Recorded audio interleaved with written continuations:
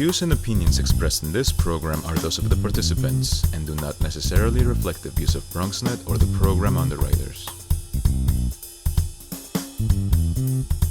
Hey everyone, I'm the Dr. Bob Lee. Welcome to Open BX RX. We've got another exciting show lined up for you today. In fact, coming up on today's show, we'll speak to a Harlem native about how she intends to continue to make a positive impact on her community at a local and state level.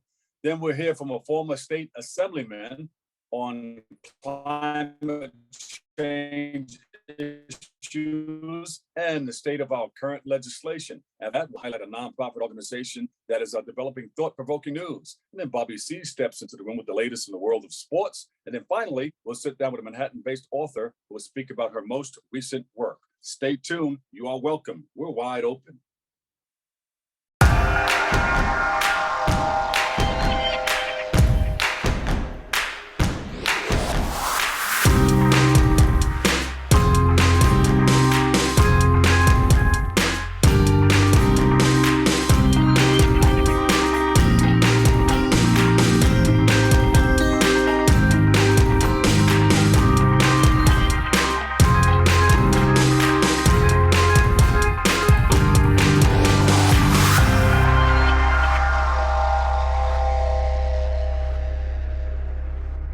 Hey, everybody, I'm your host, Dr. Bob Lee, and you're watching Open. It's that live interactive program that brings the Bronx, New York City straight to your TV set. You can stay connected to us through social media at BronxNet TV. Now, leading things off, our first guest is a Harlem native. She's a candidate for New York State Senator and a mother of two. She joins us today to speak about her campaign and how she plans to be a force multiplier. It's a beautiful thing for change. So she's going to be doing a lot of work in our community. I've worked with her before. I know what she does. I know what she can do. So please welcome to the show, Shana Harmongoff. Shannon, welcome. Thank you so much, Bob. Thank you so much for having me. And I'm excited to be on your show. Great. Now, we've worked together. You do a lot of great things in the community. I see you out there with your sleeves rolled up and you're doing great things. And you worked with a very prominent senator in Harlem. Talk about that. So, yeah, I work for Senator Brian Benjamin.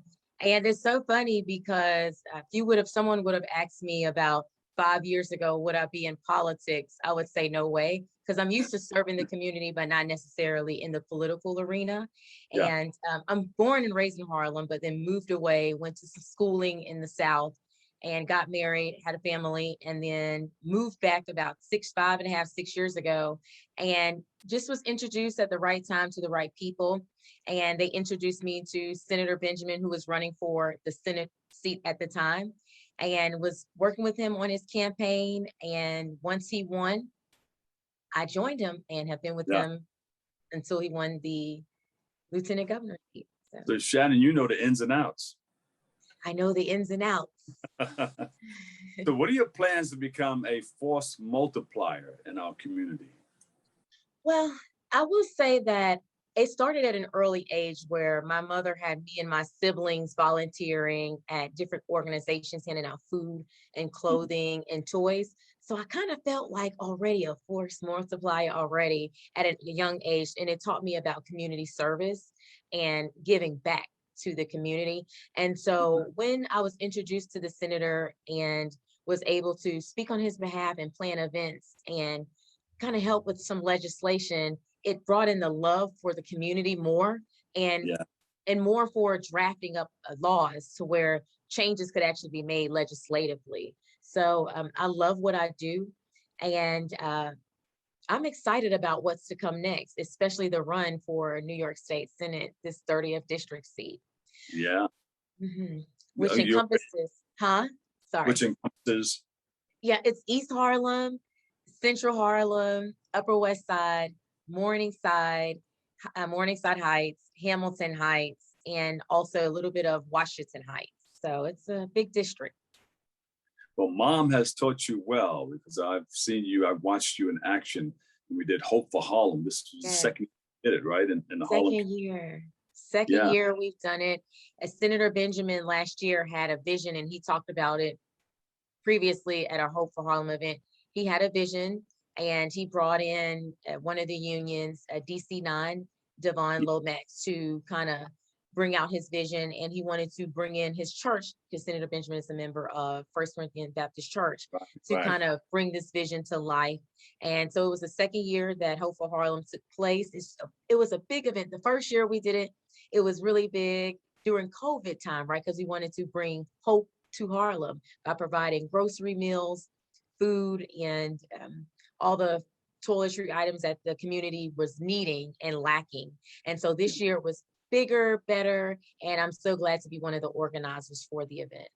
Yeah, big up to you guys. Great job. Hope for Harlem and First Corinthians. Senator Brian Benjamin. Thank you guys for putting it all together. How has Senator Brian Benjamin helped you in your career, or help straighten you out, or help you to run for senator? So I believe, I think that he's a great leader. And me watching him lead the community and legislate and conducting meetings with the community, finding out what their needs are and putting those needs into legislation. And that brought in my love for, because I always had a love for people, but now to do more legislatively. And so it just, him actually having me brought into the room, into these legislative conversations, as well as out in the community, speaking on his behalf, if he can't attend an event, because usually senators in a state, in assembly people, they are in Albany January through June. So a lot of times they aren't able to make some of the local events. And so I was fortunate enough to be the point person to speak on his behalf on a lot of these events and meetings, be out in the community. And so I'm just grateful to have that connection with some of the community people. Yeah. What are some of the other policies that you're hoping to push for change? So some of my platform areas that I'm really passionate about is advocating for senior citizens, making sure that they have the necessary resources that they need. When I started working for Senator Benjamin, he asked me, what was I passionate about? And I told him senior citizens. And so I started under his leadership, the Senator Benjamin Senior Steering Committee, which comprises of local executive directors from senior centers, nursing homes, and we meet monthly. Even during COVID, we met via Zoom, conducting meetings, just basically seeing how we can basically advocate more for seniors and do more. And also I'm passionate about mental health and healthcare, because we all know in our Black and Brown communities, historically, Black and Brown communities feel a way, or there's a stigma with mental health and going to mental health counseling. And so I think that there needs to be more advocating around that it's okay to seek therapy and get other necessary mental health resources. So definitely a huge supporter and advocate for mental health. And also small businesses. I support small businesses 100%. At least once or twice a week, Bob, I support a small business, help them become MWBE certified so they can get some of the state and city contracts. So that's another thing that I'm passionate about, along with public safety. That's big. And under the public safety umbrella falls criminal justice reform, right? Policing, transportation, education. So all of those things is what I'm passionate about. Yeah, I remember you guys speaking on stage. You have the mayor on stage along with the Senator Brian Benjamin, and you were talking about going back to school and wanting to go back to school safely. Absolutely. With the mask, the ventilation, and all those things necessary. What's your point? Because we're in this is the times right now that we're living in is crucial, right? Because it's COVID and people are still scared. We thought we saw a light at the end of the tunnel when they had the vaccines to come out, Pfizer, Moderna, and Johnson & Johnson. But then now we have the Delta variant that's coming out. Yeah. So, we have to be extra cautious of our students as well as our teachers. I do feel that our teachers should be vaccinated, especially in a lot of our face-to-face employees should also be vaccinated. So yeah, we definitely have to take the COVID Delta variant very seriously and wear a mask. There you go. How has your family, I know you had to sit down with the family and say, hey, this is what we're going to do. This is the direction I want to go into. How have they, were they easy about it, or did they think about it and say, let's think about this a little while longer? So the good thing is, because I was gearing up for this for the past 2 years, because Senator Benjamin was running for controller, And so I was actually preparing to run for his seat, and Senator Benjamin had knew that at the time. So I had already had a preliminary talk with my family, and they were excited. And it just when I didn't think that it was going to happen, because unfortunately he didn't get that seat, but God had bigger plans for Senator Benjamin, now Lieutenant Governor Benjamin. And so I feel like this is my opportunity, and I'm going to seize the moment. All right, there you go. What are some of the things that you need to do? You need the community to come together, help you out. What are we going to do? Well, because this is a big election, it's a Harlem seat. It's also East Harlem and Upper West Side, but mostly Harlem is deciding in this political seat. And the election, the special election, the governor said she wanted to try to have it on the general election day of November the 2nd. So as we know, that's right around the corner. So I'm hitting the ground running, trying to get the Democratic nominee. And if I don't get it, I will be running on that independent line, absolutely. And that comes with petitioning. It's a certain amount of days you have to do it, a short amount of window, but I feel like I'm prepared and ready and to get the job done, but we need money. So if anyone wants to get involved with my campaign, feel free to log on to my website at www.harmongoff4ny.org. And it's Harmongoff spelled HARMONGOFF, the number 4ny.org. Well, that's beautiful. You know, we congratulate you and you're running. I know you said you were running. You told me you were running, I think, about a year ago. But then when I saw you a couple of weeks ago, you said, you know, it's on. It's on. Here we go. We're going to do it. It's showtime. It's showtime.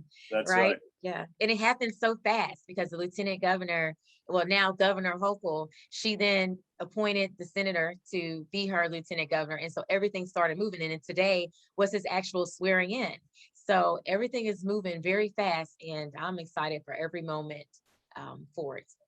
There you go. Shana Harmongoff, candidate for New York State Senator. Woo!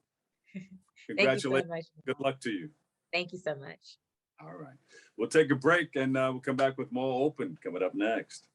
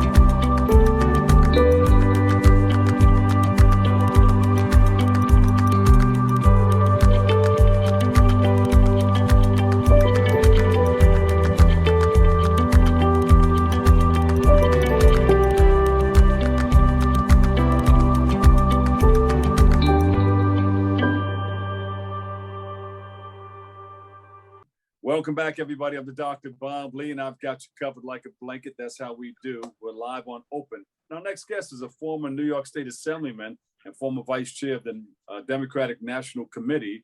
And he's here today to share his thoughts about climate change and infrastructure in our city and to highlight Monroe College's Institute of Social Justice and Presidential Partners Program.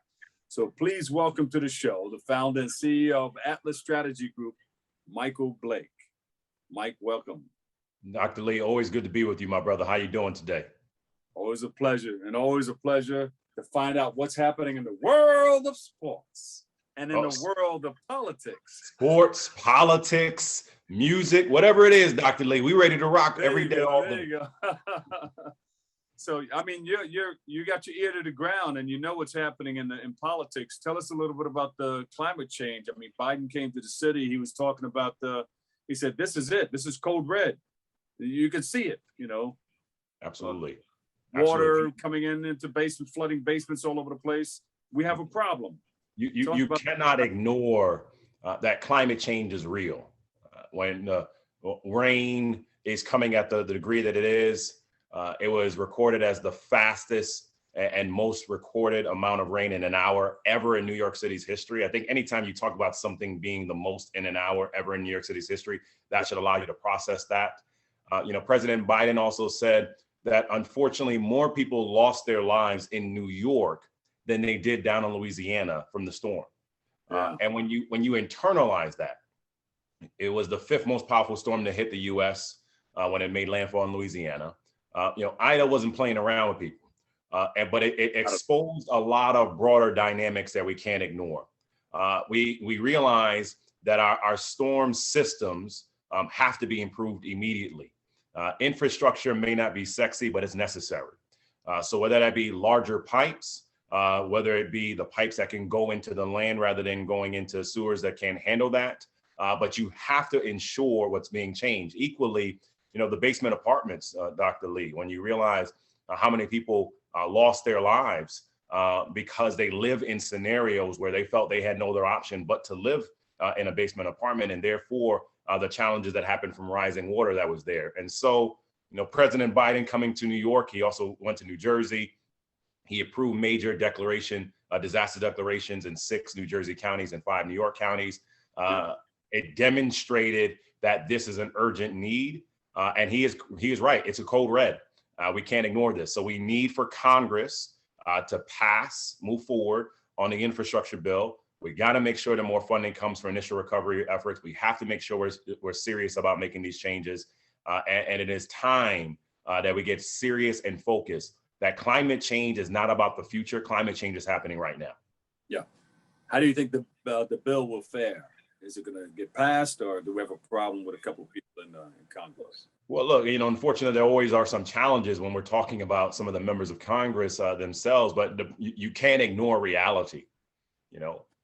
You should not die because of rain. Period. Not at all. Right? Like there's no reason for that. And so we have to be assessing what's going on. We have to also assess what happened in terms of our emergency preparation systems. When you see that amount of water rushing into a subway system, what's going on to notify and say, let's shut down the subways, let's prepare accordingly. But again, Dr. Lee, this is about infrastructure. A mentor said to me years ago, the rule of the 5 Ps, proper preparation prevents poor performance. There you go. So this is the moment that we're in. So we need Congress to move forward on this bill. When we talk about what's going on around infrastructure, this would have, a $2 billion commitment toward enhancing drainage in areas like Southeast Queens. And also, of course, the Bronx was impacted. But we cannot ignore this any longer. But equally, we got to think about what's going on for FEMA and getting funding out immediately through emergency management in that manner. What are we doing also to collaborate with organizations that are doing great work when it comes to this? AquaSight, a company that I advise, which focuses on using artificial intelligence, AI technology to have better sensors on water and wastewater and stormwater systems. Aclima, which is doing incredible work around having sensors to detect air pollution in real time. This is where we're at right now. So it has to be the collaboration of, yes, passing a bill, but also how do you bring in the experts to tell us real time the problems, but give us the recommendations to fix what's going on. We need to stop saying once in a generation catastrophes are happening. It has to be once in a generation remedies that are now happening. Well, you definitely have your ear to the ground and very knowledgeable, and we're learning a lot. Can you tell us about Monroe College's Institute of Social Justice and Presidential Partners program? It's very exciting what's happening at Monroe College right now. I've been grateful and honored that they've asked me to join as their founding visiting fellow for the Institute, focused on civic engagement, social justice, and government. Shout out to President Mark Jerome. Shout out to our General Counsel, Joy Tolliver. Shout out to Chairman of the Board, Stephen Jerome, around this vision of what do we need to do to help our young people get into the game when it comes to policy and politics and going from the protest to the process. And so, Dr. Lee, what I've been telling people regularly is we all had Schoolhouse Rock. We understood that rhythm there, right? And so that framing of that is understanding that moment here. So let's talk about how there's a difference between city government and state government and federal government and international government. Let's talk through and show the videos of what happened with Breonna Taylor and what happened with George Floyd and the conversations of what policies need to change. We brought in great speakers. We had Darcel Clark, our district attorney from the Bronx. We had Queenie Paniagua, who was ADA out of Kings County. We had Speaker Carl Hasty. We had State Senator Gustavo Rivera to talk about healthcare. But then we had State Senator Cesar Blanco from Texas talking about deregulation. And then in the middle of that, had Public Advocate Jumaane Williams and equally the new mayor of St. Louis, Tashara Jones. So we had 141 students come in from schools across the Bronx. We're going to expand this and be virtual again using a system called Blackboard for the fall. And so we want for everyone to know, if you have a high school student, junior or senior especially, that wants to get involved in understanding civic engagement, government, and social justice, send them our way through Monroe College. It's a dual enrollment course, meaning they'll get credit in high school, but they'll also get poli-sci credit in government for college, no matter the college. Presidential partners, any student that is in their family that you're making $75,000 or less, you can go to Monroe College for free. Hear me again. Any student, if you have in your family, you're making less than $75,000, our presidential partner program, you can go to Monroe College for free. We are tired of our destiny being determined by the money in your pocket. And so I often say to people is your block won't block your blessing, your zip code won't deny your destiny. Monroe College is committed to that. And so we want you to partner with us. So again, feel free to reach out to me, Michael@atlasstrategy.group. We can get you information about what we're doing in Monroe. We can get you information about what's happening in the local community so you can be engaged in those manners so we can help make sure we're building a better Bronx. Yeah, talk about Atlas Strategy Group. What are you doing with that? We got our hands in a little bit of everything. I tease people that, I'm being a good Jamaican, so I have 3 jobs, right? So that's what we got to do out here. We're regularly focused on how we bring equity and justice to scale. So running the day-to-day of Next Level Sports and Entertainment. Many people may not realize that for the first time ever, we now have a Black-owned national sports network that you all can watch. So NLSE.com for Next Level Sports. What we're doing right now with Aquasight around water, how we're engaging with Monroe College, serving as a senior advisor for the National Democratic Training Committee, the largest organization committed to training Democratic operatives and candidates across the country. And so at the end of the day, everything I think about right now, Dr. Lee, is around equity. How are we creating equity and justice at scale? So at the end of the day, if you're looking at ways that we can help empower what's going on for people of color and women across our country, across our city, across our communities, that's what we're doing at Atlas. We've been in existence since 2013, but we have much more we need to do. So atlasstrategy.group, you'll be able to see what's happening and how we're building this out accordingly. But we're excited about what's going on in Monroe. We're excited about Next Level. We're excited about these different efforts around climate change, but also around how we get focused around the pandemic still. Senator Warnock said it powerfully. We are battling 2 pandemics of COVID-19 and COVID-16-19. So when you see that reality, what are we doing to make sure we get money on the ground to our communities? How are we having job training? How are we having job placement? And how we're focusing on opportunities around equity. For example, if you go to a website called blackwellness247.com, it will show you an effort that Dr. Bill Relaford has launched so that you can find a Black doctor anywhere in the country 24/7. And so that's the approach of what we're doing with Atlas, Dr. Lee, finding ways to help our people in a very real manner by bringing equity and justice to scale. What is it? Black Wellness? 247.com. You go there. 247.com. That's right. You go there and you will be able to find a Black doctor anywhere. Telemedicine has proven this. We've said to people regularly, if you use your phone to play a video game, if you use your phone to bank, if you use your phone to text and to do all these other things, there's no reason why you can't use your phone for wellness. And that's physical, mental, and spiritual and emotional. And so again, shout out to Dr. Bill Relaford, who's launched that effort there. But that's what we're doing with Atlas. So bringing this all together to the people of the Bronx, your students, your children, we want you to go to school and graduate from school. That's what Monroe College is going to be doing. Amplifying that effort and through the presidential program. You want to help your local businesses, help your local entrepreneurs. You want to focus on climate change, mobilize with us through Atlas. And at the end of the day, we're still committed to what's going on the ground with politics. I always say, the best way to change things at scale is through politics and policy. Moving together in the same direction for a common cause. All day, every day, all day, hand in hand. Yeah. Now, Mike, they're going to wrap me up, but any chance you're going to be running for office anytime soon? You know, you never say never, Dr. Lee. You know, I am clearly watching what is going on across the state of New York. You know, my heart is always in public service, you know, and I'm regularly attentive of that. You know, at the end of the day, you know, you see that lives are changed immediately at scale when you have the right people in office. I'm very excited and proud of Chantel Jackson, who has succeeded me in the assembly. She is doing her thing and raising her baby boy and TJ. We're very proud of her. But, you know, we're watching to see what opportunities emerge across our community, across our city, across our state to find a way to continue to serve. But, you know, look, will I run again at some point? The answer is yes. The question really is how best to do that to make sure we achieve what's best for our people.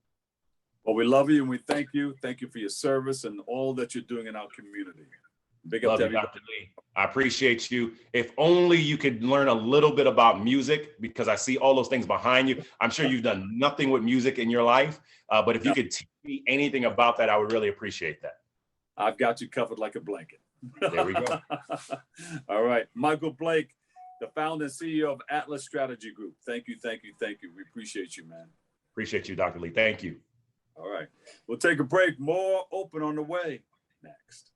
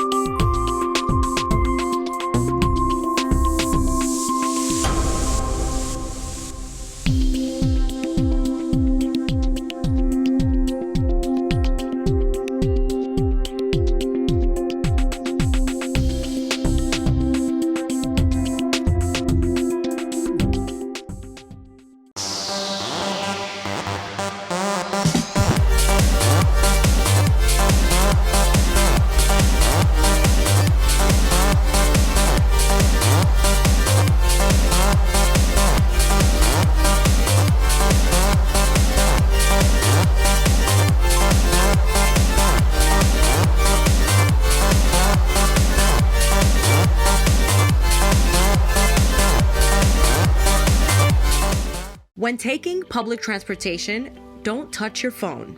Carry hand sanitizer and use it immediately upon leaving the bus or train. Avoid touching your face. If someone is coughing or sneezing, move away. Wash your hands with soap and water as soon as possible. Limit contact with poles. If possible, avoid rush hour. Don't eat or drink on public transportation. Keep your bag off the floor or other surfaces. Avoid directly touching turnstiles. Stay up to date with the latest from your local health department and CDC.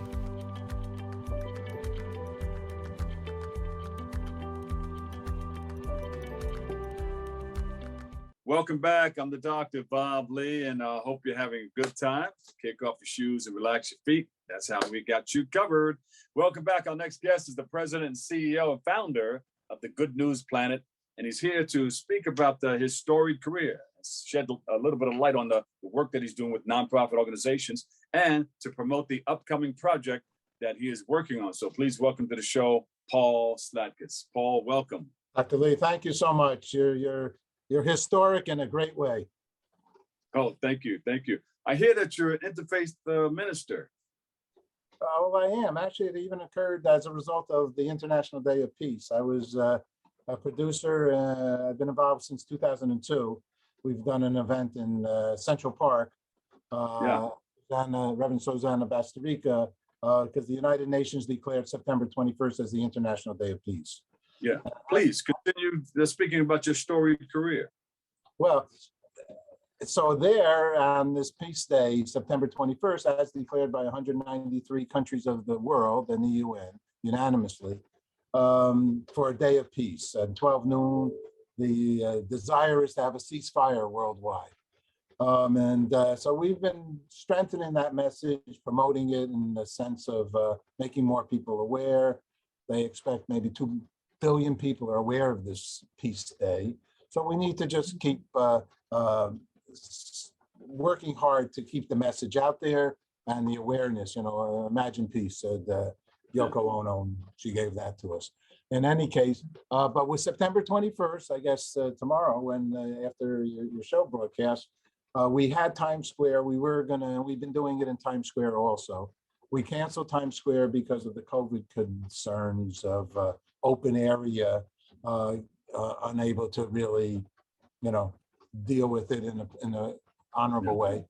And so we're going to broadcast a live show from here in New York for the first hour, starting 7 o'clock.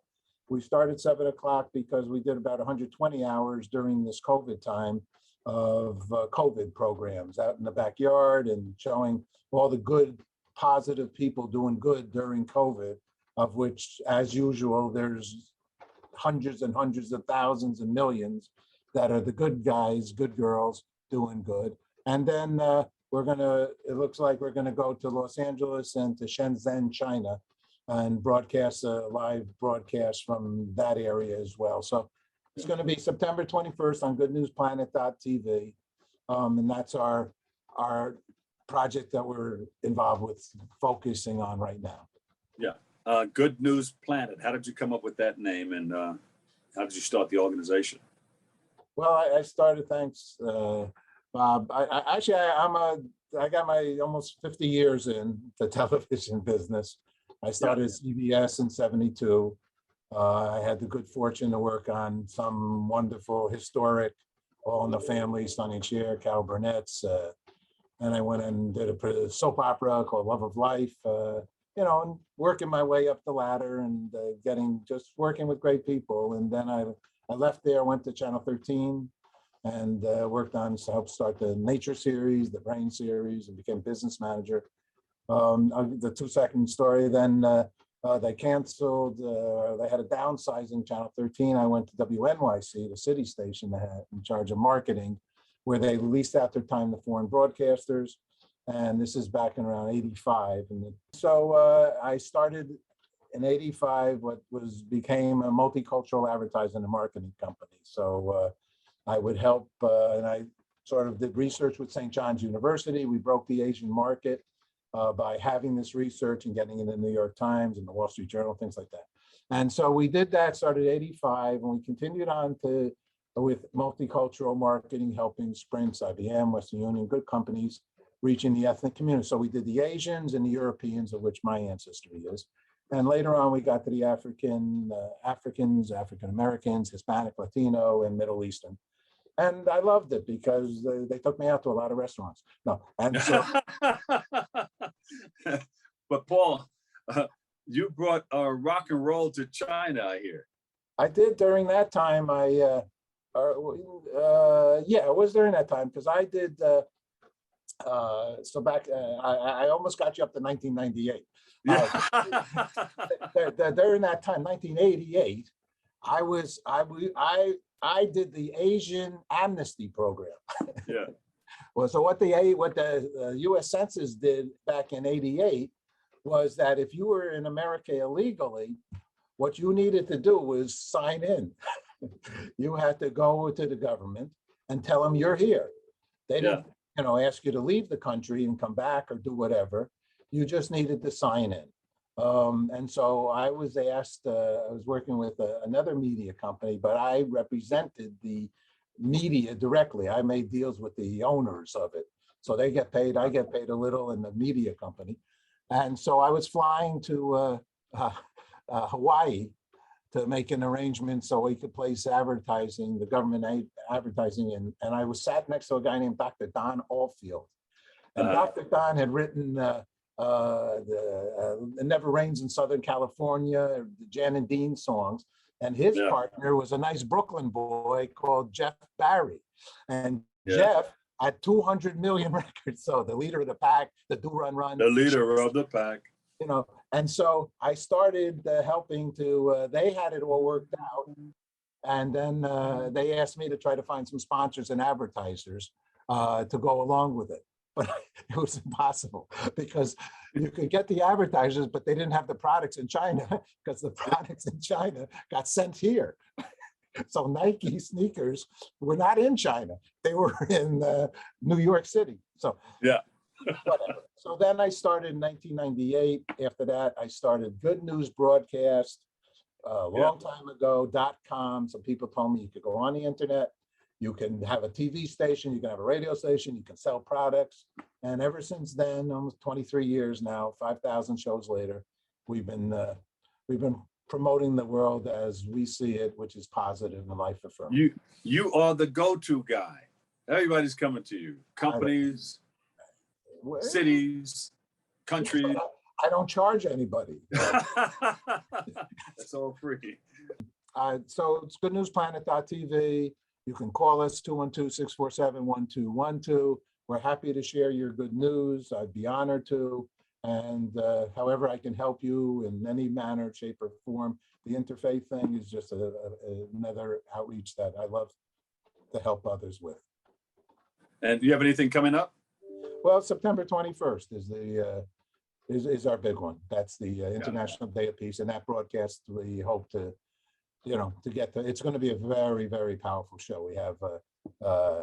We have good corporate citizens like 1-800-Flowers and Hugo Boss. They've done some beautiful things, helping other nonprofits. Sam Waxman, the Cancer Foundation.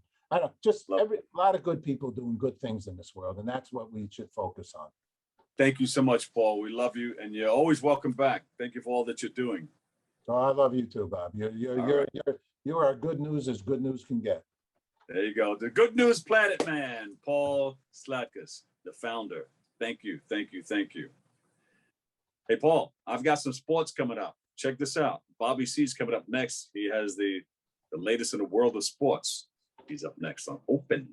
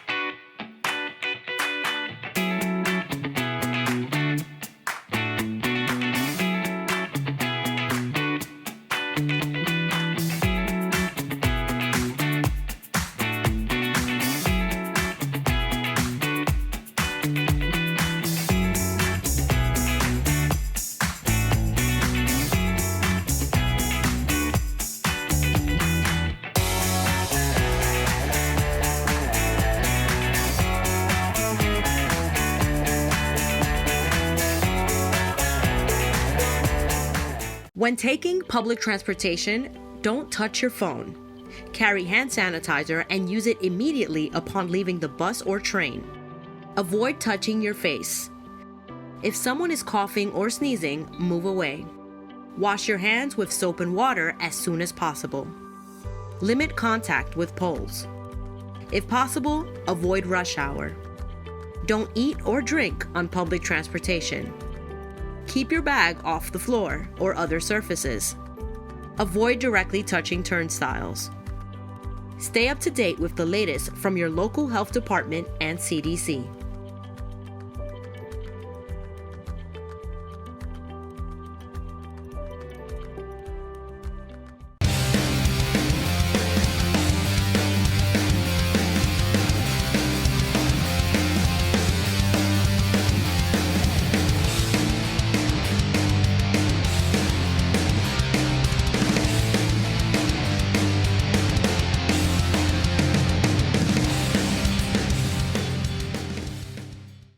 Our guest this morning was a bit hesitant to take on this project, but I'm so very glad that he did. We welcome the producer and director of Extra Innings from 9/11 20 years later, Ross Greenberg, to the show. Ross, good morning. How are you?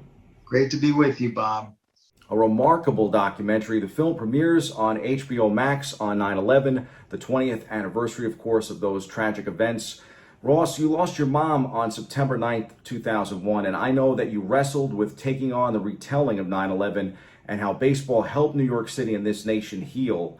The new documentary picks up from 9 innings from ground zero and certainly reveals the light and hope that sports is able to provide. What made you finally decide to move forward with this project? I got a call from Sandy Montag, who is quite the entrepreneur in our business and a great friend. And he asked if I wanted to produce direct this docu because he already sold it to Turner Sports through Jeff Zucker, Lenny Daniels, and Craig Barry. And the three of them decided they wanted to do the project, and they steered it to their sister company, HBO Max. So it was all set up. And then he asked me if I wanted to produce direct it. And I said I would, probably because of my experience in doing 9 innings from ground zero and my personal experiences of 9/11, having lost my mom, as you said, and 2 days later, I'm at her funeral, and I get the word that the towers had been struck, and my family's back in New York, so I took a Greyhound bus back. It was a tough time. New York was in quite the state, and baseball and the Yankees in those days, because I was a fan, because I had made my kids fans, and they were like 13 years old at that point, so they were right in the middle of it. And I found myself at Yankee Stadium on Game 3, and there, lo and behold, Bush took the mound and didn't bounce it, even though Derek warned him.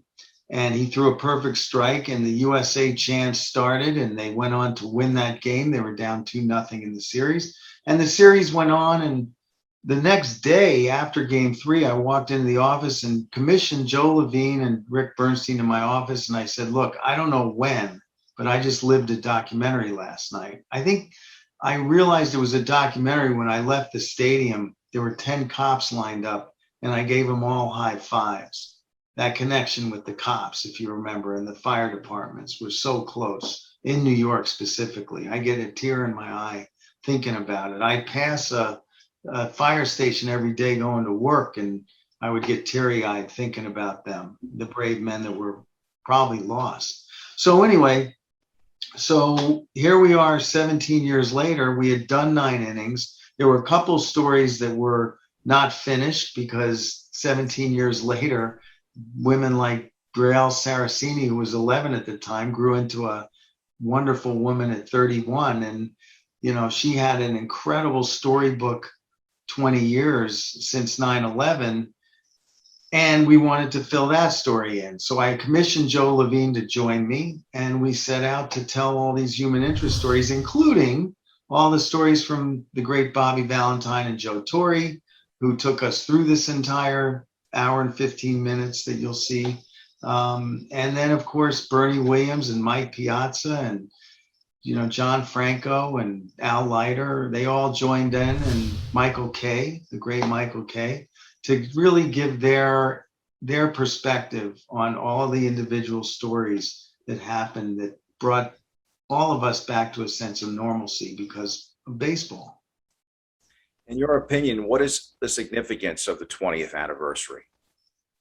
Well, in my opinion, the significance of the 20th anniversary is, as Joe Torre closes out the docu with the words, never forget. But when we do that, we should never forget that there is a way to come out of desperate, difficult times. And a lot of people were grieving over loved ones, and they found that they could get a smile on their face when they went to a stadium or they watched their favorite team play in a baseball game or whatnot. Getting back to the simpler things in life that bring you joy, get you through these tough times. At no time is that more significant than it is right now. Having lived through a year and a half of this pandemic, I hope that this film kind of registers in people the fact that during this desperate time, and many people that watch this docu will have lost loved ones, will be able to see the light at the end of the tunnel. Will be able to understand that at one point, sports may bring a smile back on their face when they feel the passion of their team winning. And that's just to get back to being human and being, a normal daily liver of life. And that's really what this docu is all about. I think 9/11 and the coronavirus pandemic have similar defining moments for this generation. Both that date, 9/11, and of course, March 11, 2020, were days that changed the world forever. But resilience and unity, I believe, have been the byproducts of challenging times. Did that cross your mind, Ross, when you were trying to tell the story now? I can remember the USA chances, and I didn't vote for him, but when Bush went on that mound, he was president of the United States. He wasn't a Democrat. He wasn't a Republican. This is Ari Fleischer, actually, in the film says that. And the USA chants were guttural, visceral USA chants. They were coming from the heart. People really meant it. And they weren't thinking about which side they were on. They were all Americans fighting this, this horrible, tragic terrorist attack. And now we have to stop the split. We have to kind of think of ourselves as all Americans going through this horrific pandemic. And I think that's the message. Unity, getting behind it all, forgetting about whether you're Republican or Democrat. And I hate to be political because I don't mean to be, but wear a mask, particularly if you're going to school, and also get immunized, because it's not about you. It's about everyone else. The unifying factor of post 9/11 was it was all about us as a country coming back together and fighting through it. That's what this pandemic is. We got to fight through it, but we have to do it together. And the way to do it together is everyone has to do their part in getting that done, which is to get immunized and wear masks and be safe. 100%. And I think you mentioned it before, documentaries like this really make us truly not forget our past. And for me, when I was watching, I was thinking back, it's just incredible that 20 years have passed. I was thinking back to that time. And I too had the fortune of going actually to Game 3 and Game 4. And Mr. November, that Game 4 is still the greatest game I've ever been to in my life. And I've covered so many games for so many years. But even that moment in Game 3 with the president, I honestly think, even as a Yankee fan, I said this to the students, I think that's the greatest World Series of all time. There's no question. And by the way, Bernie Williams, Michael Kay, Michael Kay sums it up too. After experiencing that series and calling those games, he says he has never since, and he's been in the business a long time, before or since, ever experienced anything remotely like that series. And I've experienced a lot too. I've been to a lot of World Series games. I've been to a lot of the biggest sporting events in sports history, including Super Bowl III, by the way. That's how far back I go. And to be honest with you, I've never felt a stadium like that. And you didn't either.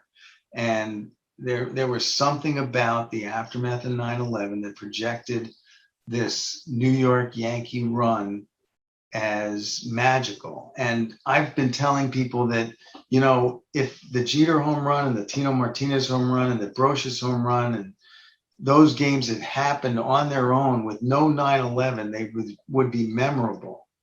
But you add the aftermath of 9/11 to that World Series, and those moments happen down to their last out in games 4 and 5.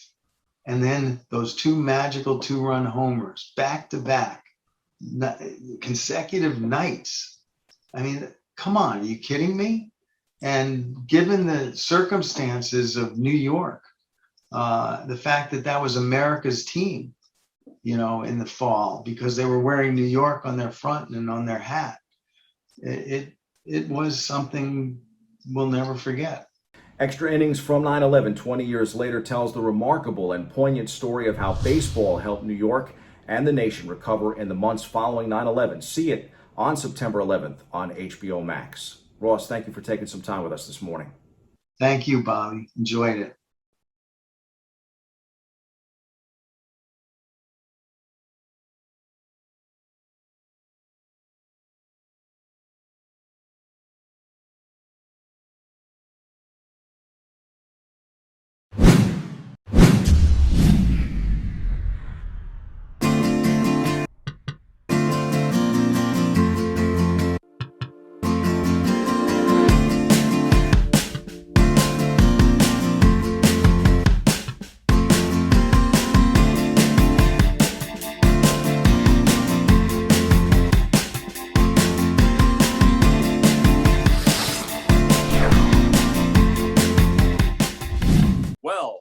welcome back. I've got you covered up to Doc Bob Lee, and check it out. Our next guest is a Manhattan-based author. She's here to speak about the launch of her 6-book series titled Venus as She Goes collection. So please welcome to the show, Jacqueline Gay. Jacqueline, welcome. Thank you. 6 books. I should be dead. It's a collection. Usually that comes out when you're dead. But yeah. No. So what got you into it? How did you come up with the name and all of that good stuff? Yeah. How it happened, I had published a book a while ago that's actually a movie now called The Erotic Fire of the Unattainable, that the publisher over COVID thought about, she thought, well, I really love doing that book with Gay, blah, blah, blah. And she wrote me and she said, send me books you haven't published, right? And I didn't really think anything about it. And they actually run, the collection's called Venus as She Ages. So they run from me being young to now. So they're like the things you go through in different stages of your life. You know, should I get married? Should I get divorced? She named the collection Venus as She Ages because oddly in each book, I do refer to Venus, the goddess of love. And also, there's a line in the last book where I kind of make a joke about Venus, that there's no images of Venus as she ages. And so she calls the collection Venus as She Ages. There you go. And how did you come up with it now? You were just sitting down. You didn't do this during COVID. This is over the years, right? Yeah, over the years. Yeah. I started the first book in the 6 is a reprint of a book I wrote in my 30s. And then the next 5 are books that have never been out, and they go in the following years. How did you come up with this love for reading and writing? Oh, what a great question. Any favorites growing up? Favorite books? Well, I was a voracious reader, and I tended to like French writers and European writers. I can't even, German, French, all kinds. And so I always knew I was a writer, and then why I think I'm kind of introverted, and I think that I don't know, it was my medium, Well, you started out as an introvert, but now you're out there. You're putting a pen to the paper. Yeah. Now I'm out there. Some work out there for all of us to see and enjoy. Well, that's an interesting thing. Writers are actually typically introverts, but this thing of coming out like this 6 at a time is it's a little mind blowing. Yeah, I've lost my mind for a short period of time. Well, if anybody can do it, you can. Who's the biggest inspiration in your life as a writer? Well, I one of the books, the 5th one in the series, is an imagination of my 2 favorite writers who are dead coming back to life to straighten me out. And the 3 of us go live in a hotel in Vienna, and they straighten me out about love and writing. And one's called Marguerite Duras, who wrote The Lovers. Some people, they made a movie of that about her time. She grew up in Vietnam and what happened.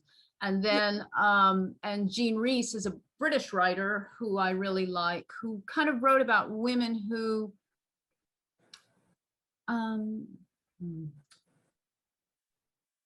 both writers write about offbeat women. They don't write the mainstream.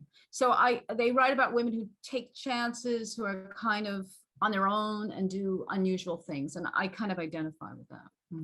Now, wait a minute now. Talk about the film and play adaptations to some of the work that you're doing. Okay. People, hey, I want to make a film about this. Yeah, well, that's kind of interesting. I'll do the play because that's shorter. Okay. The play's opening in London in a week. The play is about music. The play is called Love, Genius, and a Walk. It's about a classical composer, and his wife is quite a famous femme fatale, and she was cheating on him, and what happened during all of that. And he went to see Sigmund Freud over it, and etc. So that's about that, and it's about and it's about how artists can create the most sublime work, but their life can be a total mess. And this sort of friction between art and life. And having, you know, when an artist can be going through hell, like look at Beethoven, he was deaf, had no money, and he creates this like music that, you know, goes through the centuries. So then he went to see Sigmund Freud. I mean, they went to see a psychiatrist or a psychologist. Yeah, Sigmund Freud is a psychiatrist, but it was sort of pre-psychiatry. So what happened is they took a walk together. That's why it's called Love, Genius, and a Walk. And in the walk, they discuss marriage and art and all of these things, and how, you know, and the dilemma, and then other things happen in the play. I won't bore you with it because.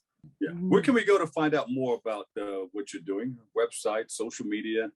Yeah. Well, I am on social media under my name, Gay Walley. I have a website, gaywalley.com. Actually, I'm redoing it, but you can still find stuff there. And yeah, I'm around. Gaywalley.com. Yeah. All right. Thank you so much. Thank you for sharing all of that with us. Thanks a lot. And good luck with the book. Thank you. Thank you. All right. All right. And that's all the time we have for today's show. Oh no, we gotta go.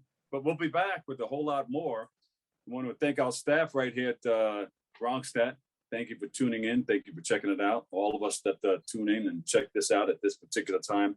Always remember this: what you are is God's gift to you. What you make of yourself is your gift to God. So choose your choice and let your choice control and choose it. Remember, whether you say you can or you can't, either way, you're right. I'm the Dr. Bob Lee. I'll see you over 107.5 WBLS later on. Peace.